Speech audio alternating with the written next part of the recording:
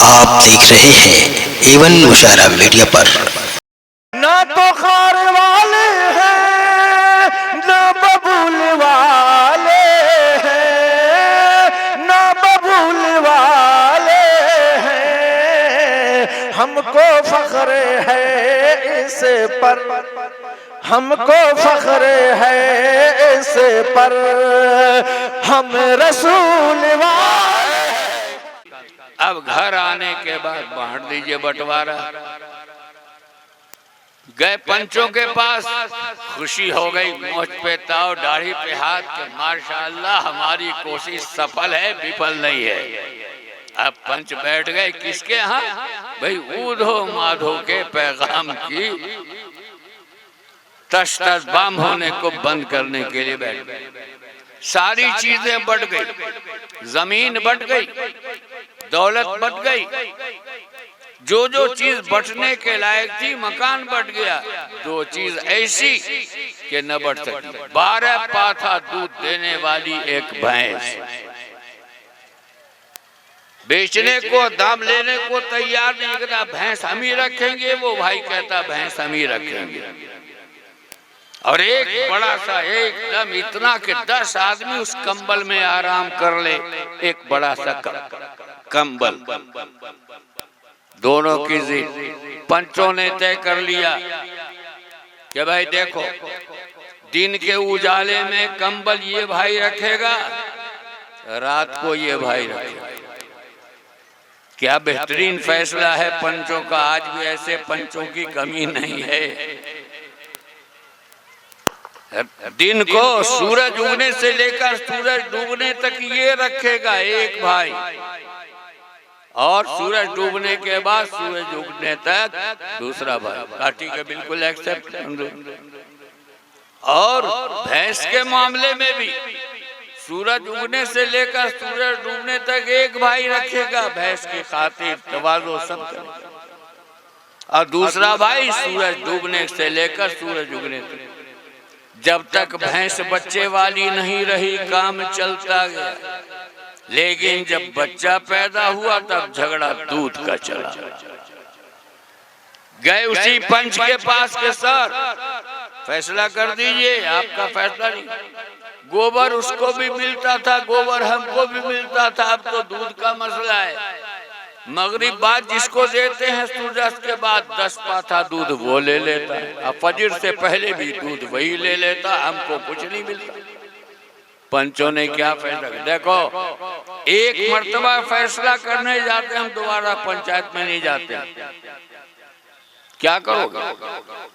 मगरिब से पहले तुम देते हो ना, सूरज डूबने के बाद बस मुखारी पकड़ी, मारो उसको 6 डंडा पीछे, 6 डंडा मुखारी पर, और दे दो दूध। वो भी नहीं दूहेगा, तुम भी दूध से महरूम हो। हाँ ठीक, चलिए भैंस का मसला खत्म। दूध से ये भी महरूम, दूध से वो भी महरूम। कंबल का मामला है, जब तक कंबल की जरूरत, ये भी बिछाने के काम आए, ये भी बिछाने। अब जब ओढ़ने का काम है तो उस भाई को दे रहा है। और दिन को ये भाई जाके कहा पंच महोदय कर दीजिए ना फैसला। क्या हुआ कि जब जरूरत कंबल की है तो हमको दे देना पड़ता है भाई को, और जब जरूरत नहीं तो हम रखें। का बेवकूफ का, इंटरनेशनल बेवकूफ इतना भी नहीं। अरे 4 बजे बाल्टी में पानी रख के कंबल भिगा दो, अब भाई को दे दो, रात भर सुखाएगा। देखा, ऐसे पंच हर गांव में होंगे। आपका दूरपुर, भागलपुरी मोहल्ला भी ऐसे पंचों से खाली नहीं होगा। ये काम के लिए अल्लाह ने हमको और आपको नहीं भेजा। हमको और आपको सुलह और आश्ती का पैगाम बना कर भेजा। लेकिन आज कहाँ चले? भुला बैठे सबक अपना के जिसको याद रखना था। भुला बैठे सबक अपना के जिसको याद रखना था। लगे रटने सबक औरों का जिसको भूल जाना था। गैरों के डिवाइड एंड रोल लड़ा और हुकूमत करो को हमने याद रखा और अमन और सलामती के साथ जिंदगी गुजारने के लेसन और पाठ और सबक को भुला दिया। ये लक्षण मुसलमानों के अच्छे नहीं है। ये बात एक यही कहनी थी। दो खत्म, अब एक बात चंद मिनट में और सुन लीजिए। और अनाउंसर महोदय से गुजारिश करूंगा कि मेरे यहाँ से इंतकाल के बाद जो भी प्रोग्राम चलाना है उसकी तैयारी मुकम्मल रखें आप। मैं घंटों अब नहीं बोलता हूँ भाई, मिनटों में घंटों की बात समेट के रख देता हूँ। अगर आप महफूज रख दिया काम चल गया, नहीं महफूज रखा अल्लाह ताला हमें भी बखैर करे आपको भी बखैर रखे। बस बात। तीसरी बात क्या है? तीसरी बात है कि हमको और आपको ये जिम्मेदारी दी गई। अच्छा, कल क़यामत होगी, हम और आप भी अल्लाह की अदालत में पेश होंगे। तसव्वुर में आइए, अल्लाह ताला पूछेंगे, ए अररिया वालों, पूर्णिया वालों, मुंगेर वालों, ए मेरे बंदो, तुम्हारे यहाँ शादी होती थी? हाँ। शादी में अपनों को दावत देते थे? तो हाँ। गैरों को भी बुलाते थे? तो हाँ। हुजूर एक फर्क था, गैरों को हम कब बुलाते थे? जब हमारे यहाँ गाय और भैंस ज़बह नहीं होती थी, खस्सी और मुर्गा ज़बह होता था, तो हम हिंदू भाइयों को भी दावत देते थे, क्योंकि आप ही ने फरमाया है कि दूसरों के मजहब का भी ख्याल करो, उनकी दिलादारी मत करो, लिहाज करते। उनके यहाँ मुंडन होता था, शादी होती थी, वो भी हमको दावत देते थे और वो हमारे धर्म और मजहब का ख्याल रखते थे। तो अल्लाह तबारक व तआला सवाल करेंगे हमसे और आपसे कि मैंने अपने नबी को 63 साल की जिंदगी देकर दुनिया में भेजा और उनके आने के बाद उनकी सारी जिम्मेदारियां तुम्हारे हवाले थी। तो नेवालाल चौधरी को, सुखदेव को, दुखदायक को, सबको तुम अपने समाज में एक बेहतरीन इज्जत की नजर से देखते थे। क्या तुमने उनको इस्लाम पहुंचाया? क्या उनको मेरा पैगाम पहुंचाया? उनको मेरी वहदानियत और मेरा एक होना बताया? क्या सारे नबियों पर ईमान लाते हुए हजरत अहमद मुश्तबा मोहम्मद मुस्तफ़ा सल्लल्लाहु अलैहि वसल्लम को आखिरी नबी मानने की आपने गुजारिश की? तो जरा अपने अपने गिरेबान में मुंह डालकर गौर कीजिए कि क्या हम जवाब दे सकेंगे? ये लोग जो जहन्नम में जाने का काम कर रहे हैं, इनको जन्नत की तरफ लाने की कोशिश हम और आपने कितनी की है? इसलिए अपने हिंदू भाइयों पर भी मेहनत करने की जरूरत है। और हिंदू भाइयों में मेहनत करने का तरीका क्या होना चाहिए? मूसा अलैहिस्सलाम जैसा जय्यद नबी, जलाली नबी और फिरौन जैसा ताकतवर बादशाह, जब अल्लाह ताला ने फिरौन के दरबार में जाकर मूसा अलैहिस्सलाम को पैगाम सदाकत पेश करने का हुक्म दिया तो क्या फरमाया था? जिम्मेदार उलमा मौजूद हैं, जिम्मेदारी से कहता हूँ कि कूलू कौलन लीना, आप उनसे नर्म बात कीजिएगा। तो जब मूसा अलैहिस्सलाम जैसा जलाली नबी और उनको हुक्म है फिरौन के दरबार में बात पेश करने के लिए नर्म, तो हम और आप गर्म अंदाज से क्यों पेश आएंगे? इसलिए गैरों में बात करो। क्या बताओ, अपनी खुद सताई, अपनी तारीफ अपने से तो नहीं कर सकता, लेकिन बयान हकीकत और तहदीस नेमत के तौर पे कह देता हूँ। दिल्ली से आ रहा हूँ, वैशाली एक्सप्रेस जो सहरसा तक अब आती है या आती थी, वो बरौनी तक आती थी।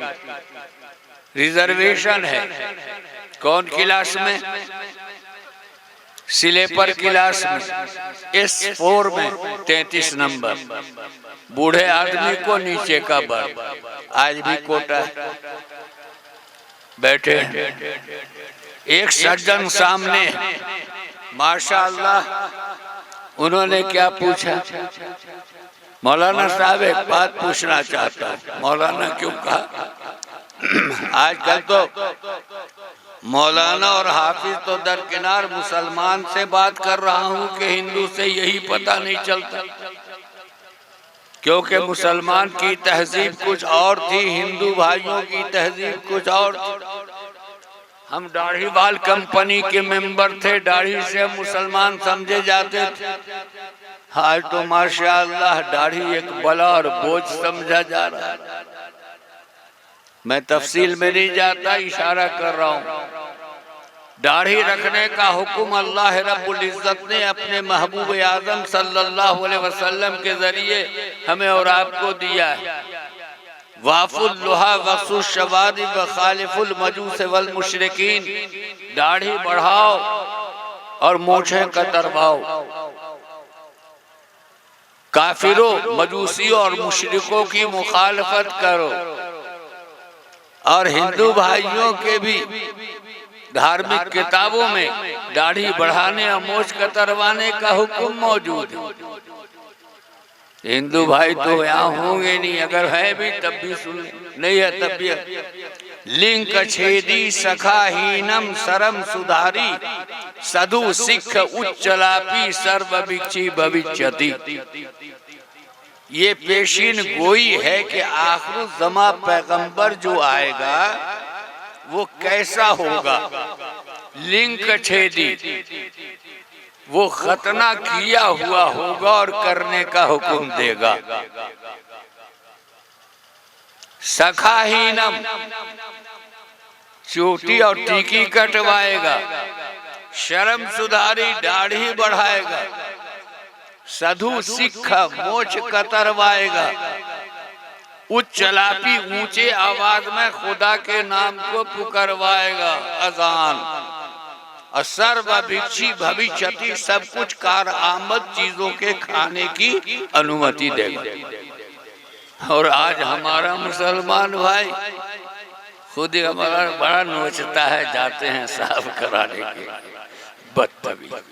एक साहब के घर पर गए, हाजीपुर में आवाज दिया तो मौलाना रुकिए, दाढ़ी बना के आ रहा हूँ। तो मैंने कहा था ये बोलते शर्म आती है कि दाढ़ी बिगाड़ के आ रहा हूँ। बना के तो अल्लाह ने भेजा है, आप बनाने का क्यों कह रहे हो? ये तो आप बिगाड़ के भेज रहे हो। अगर दाढ़ी रखना मर्दों के लिए अल्लाह को मंजूर न होता तो औरत को भी दाढ़ी दे देती। इस पर तो मैं एक बात कहता हूँ, मेरे से 4 साल बड़े भाई जो 2 सितंबर को इंतकाल किए, उनकी घरवाली मेरी कौन हुई? जरा बोलता हूँ मुसलमान, बड़े भाई की, मंझले भाई की बीवी मेरी कौन हुई? भाभी हुई।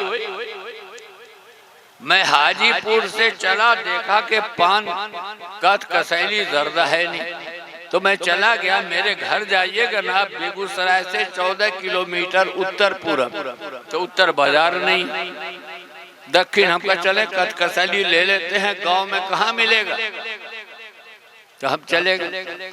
इधर से हम रिक्शे पर जा रहे हैं, उधर से मेरी भाभी आ रही। अब भाभी भी कौन, ये तो बुर्का पहने हुए, लेकिन पर्दा चेहरे का उठा हुआ था। हमने देख के मुंह फेर लिया और भाभी ने देख के पर्दा गिरा लिया, यानी उन्होंने मुझसे पर्दा कर लिया। और मैंने जानबूझ के अपने मुंह फेर लिया कि भाभी को ये एहसास न हो कि मैंने देखा। वो रिक्शा से आगे आगे घर पहुंची, मैं भी लेके सामान घर पहुंच। मुंह हाथ धोने के बाद जो चाय नाश्ता हुआ अहलिया ने हमारे दे दिया, उसके बाद हम भाभी की तरफ गए। भाभी की तरफ गए, बैठे। भाभी ने क्या कहा? मौलाना हम रिक्शा से आ रहे थे, देखा तुम भी रिक्शा से जा रहे थे, काहे के लिए जा रहे थे उधर? मैंने कहा भाभी जा, जब आपने पहचान लिया और आपने खुद जिक्र कर दिया तो एक बात पूछना चाहता हूँ कि मेरे रिक्शा पर जाने से आप अपने चेहरे के निकाब को उठाए हुई थी और जब मुझ पे नजर पड़ी तो आपने मुझी से पर्दा कर लिया। तो मेरी भाभी ने क्या जवाब दिया है वो उन हजरात को सुनाना है जो दाढ़ी नहीं रखते कि मेरी भाभी का तस्वुर आप लोगों के बारे में क्या था। क्या जवाब दिया है? बिल्कुल उन्हीं के लहजे में बताता हूँ। मौलाना वाली बात, पर्दा मर्दों से हुए है कि औरतों? सब तो मेरी ही तरह था। नूरपुर मारने वालों, इलाके वालों, बताओ तुम्हारे बारे में जो दाढ़ी नहीं रखते हैं उनके बारे में मेरी भाभी की राय क्या है? पर्दा मर्दों से होता है, सब तो मेरे ही तरह थे। मेरा मनोबल ऊंचा हो गया कि मुझे मर्द समझा गया। उन कमबख्तों से क्या कहूं जिन्हें मर्द तक समझने में दिक्कत होती है। उस शख्स ने मुझसे पूछा, गैर मुस्लिम ने, मौलाना मालूम हुआ कि दाढ़ी था, मैं मौलाना की शक्ल और शबाहत वाला था। ये अलग बात है कि शरई एतबार से देखा जाए तो मैं मौलाना कहा तो जाता हूँ, मौलाना नहीं। इल्म मौला हो जिसे है मौलवी, यहाँ तो इल्म माल है, मौला नहीं। इल्म मौला हो जिसे है मौलवी, जैसे हजरत मौलवी मानवी। ये मौलवी मानवी कौन थे? ये मौलवी मानवी थे मौलाना रूम। बायजीद बुस्तामी रहमतुल्लाह ताला अलैह से जब उनका वास्ता हुआ, ये बायजीद बुस्तामी कौन थे? अल्लाह के जय्यद वली। लेकिन एक तरफ है वली, एक तरफ है मौलवी। इसे भी इल्म मौलाई हासिल है, उसे भी वलायत का तमगा हासिल है। दोनों का मुवाजना कर लो। बायजीद पहुंचे, मौलाना रूम किताब खोले महव थे। बायजीद अनपढ़ थे, उम्मी थे। उन्होंने पूछा, बायजीद ए रूमी क्या है? उन्होंने एक नजर देखा कि ये क्या जाने, पढ़े लिखे तो काला अकूल है। किताब में क्या है? काला उसने कहा, अकूल मैं कहता हूँ। किताब में यही तो होती। यानी बेइतनाई के साथ ये भी एक सबक है आपको कि जो शख्स आ रहा है उसको निकम्मा निखट्टू मत समझो। उसके गुदरी में लाल होगा तुमको पता नहीं है। मौलाना रूम ने ऐसे देख के कहा, ये काला अकूल है। एक मर्तबा बायजीद बुस्तामी ने अलमारी पर नजर डाली, आग लग गई, उनकी किताबें जलने लगी। फौरन कहा, ये क्या है? वो काला अकूल था, ये हाल है। कदमों पे गिर गए। फिर एक नजर डाली, जैसी किताब थी वैसी हो गई। ये है बायजीद बुस्तामी। आपसे कहना आने वाला को चीज लगे, कपड़ा तो ऐसा पहने जो मौलवी है। आपको कोई हक नहीं है दूसरे को निकम्मा निखट्टू समझने का। अल्लाह ताला की मखलूक है, किस लिए पैदा किया, क्यों पैदा किया है, किस हाल में उसे रखा है? तुमको क्या हक है अपने आप को अफजल समझने का? क्या हक है दूसरे को निकम्मा समझने का? तो बहरहाल शकल सबा से मौलाना लगते थे। इल्म मौला आ जाए तो फिर क्या पूछना है? क्या मौलाना साहब एक बात पूछना चाहता हूँ। क्या आपके पवित्र कुरान में गायत्री मंत्र है? अब बतलाइए। आपके पवित्र कुरान में गायत्री मंत्र है।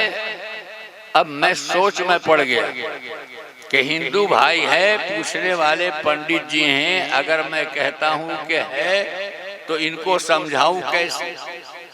और अगर कहता हूं कि पवित्र कुरान में गायत्री मंत्र नहीं है तो पंडित जी तमाम क्या कहेंगे?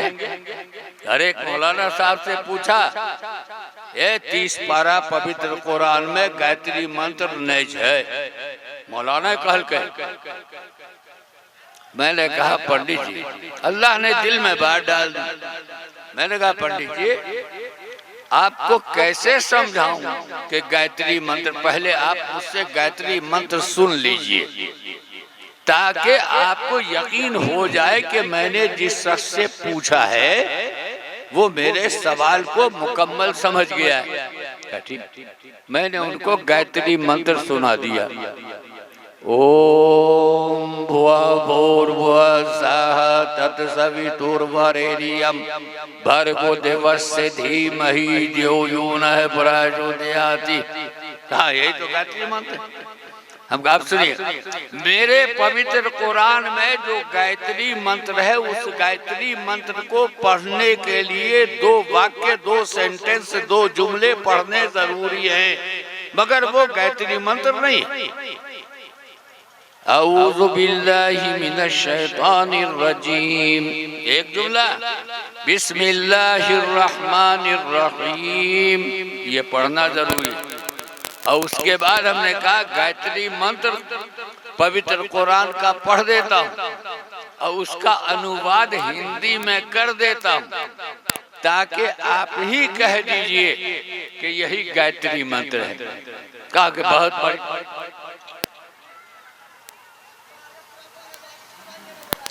आप ही कह दीजिए कि यही गायत्री मंत्र है।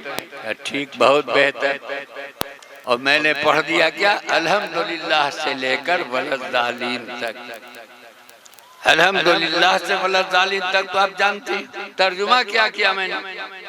तमाम सराहने योग्य बातें उस ईश्वर के लिए जो विश्व का पालनहार है, और रहमान रहीम, परम पिता कृपालु और कृपाशील है, मालिक यौमिद्दीन, परले के दिन का मालिक है। इय्याक नाबुदु व इय्याक नस्तईन, हम आप ही की उपासना करते हैं और आप ही से सहायता चाहते हैं।